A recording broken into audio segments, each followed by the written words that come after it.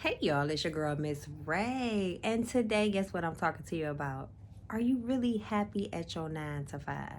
So, I'm posing this question because a lot of people think that they are really happy at their 9 to 5, but when they think about the important things of having that particular 9 to 5 or just a 9 to 5 in general, people always associate it with the money. The money is what draws people to go in to work every day. The money is what excites people to get the job done in a timely manner so that they don't lose their job, because they're always thinking about the money. I got to pay bills. I got to do this. I want to take a vacation. I want to have a family excursion, So a lot of times people are looking at their 9 to 5 as money, as income to be able to afford a lifestyle that they so desire, right? But if you are desiring a true lifestyle where you are living stress free, you're not worrying about how you're gonna ride Peter to pay Paul. If you're looking to really love what it is that you do, and then if you're looking to really see what the finances is and how the math is adding up for you, I want you to sit with me today as we do this assessment, okay? This is merely just a simulation that I've done years ago when I was in a certificate training class, and I want to share it with y'all because a lot of people really don't pay attention to the numbers that's adding up into their personal situation to see if it's making sense for them. Like, is the math mathing, huh? We're going to do a general assessment over the typical American finance in the US, okay? And what you can do from there is sit down in your own time right after the video if you choose. You can do an assessment on your individual income. However, let me break it down to you like this. We think we're happy about work. We're only happy about the money that it's bringing. But we sacrifice ourselves, our time that we spend away from our family. We sacrifice what it is that we truly love to do. We push it down deep on the inside because we have to use all of our energy in order to make another person rich, right? And then another thing is we stress. We put ourselves in a whole world of stress, not to mention the stress of what I'm going to wear, the stress of being late. Oh my goodness, I got to sit in this traffic. So your body is in a constant mode of stress each and every day that you go to work. And then you live for the weekend only to do it again on Monday. So let's take a look at your finances and see if what you are saying is making you happy, really making you happy, okay? So I have my paper and a pen, and we are going to get started. So let's talk about the average income in America. The average income in America is about $50,000. So we're going to work with that number, right? If you are making $50,000 a year, that averages out to about $26 an hour, but we're going to keep it at a monthly basis. So $50,000 divided by 12 months, okay? That will average you out to $4,166, okay? Now, you let me know if this makes sense to you. So, $4,166. You have $1,200 that you're spending in taxes. This is before you even see your check every month. Do the total for the month. $1,200 is coming out of your paycheck every month in taxes on average. Some could be less, some could be more, depending on what you're filing. But that's neither here nor there. Now that leaves you at $2,966 to spend. That's $2,966 to spend for the remaining of the month, right? The next biggest thing that you have to worry about is your rent or your mortgage. The average rent in America is about $1,200 for a 2-bedroom, and that is where I'm going to leave it at for this simulation right here, okay? Now, for you, you make it make sense for your own personal situation and put in the actual numbers, okay? So, now, I put in $1,200. It left me with a balance of $1,766. Now, mind you, I look at an average person that has a car note, right? The average car note in America is about $400 because people have less than perfect credit. Now, after the car note, you got $1,366, which is $1,366. Minus $100 for car insurance. That's $1,266, right?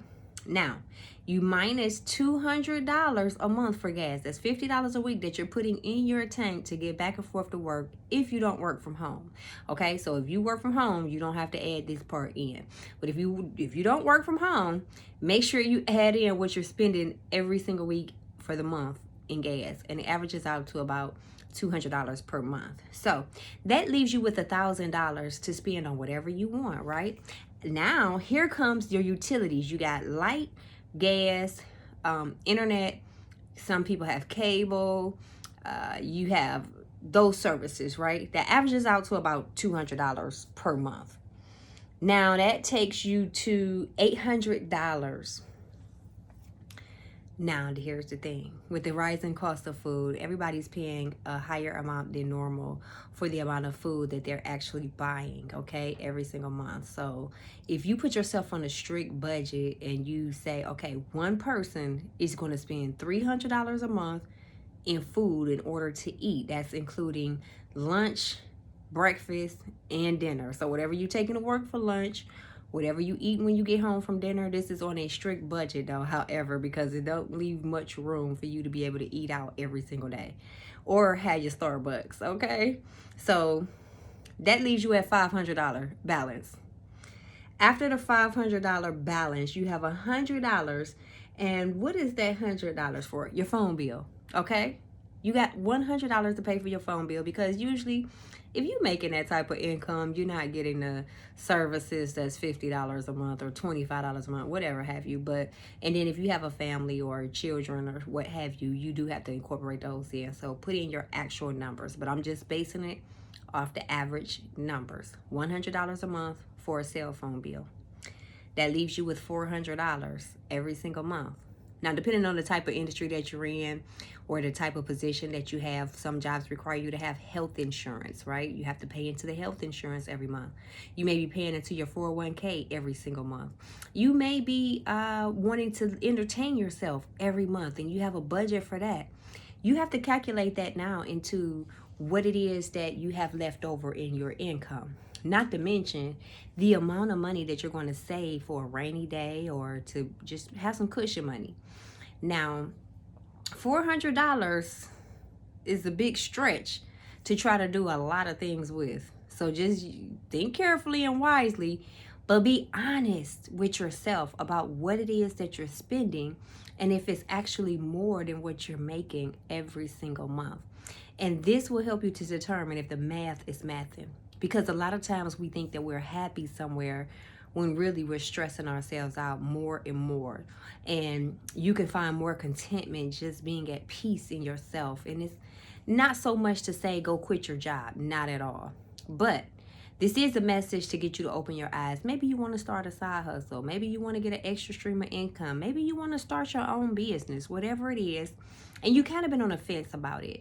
You're like, teeter-tottering back and forth.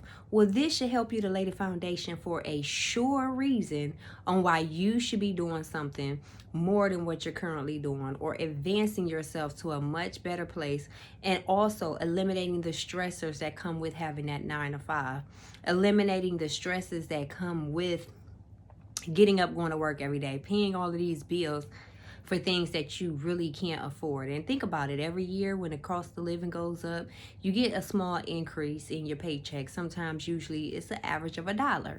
Some people less, some people more. But that average dollar gets eaten up in taxes. However, when we know we're getting a raise, we'll go out and make bigger purchases, or we'll go buy a bigger house, or we'll go buy a better car, or we'll go fill our house with more furniture or go on vacation.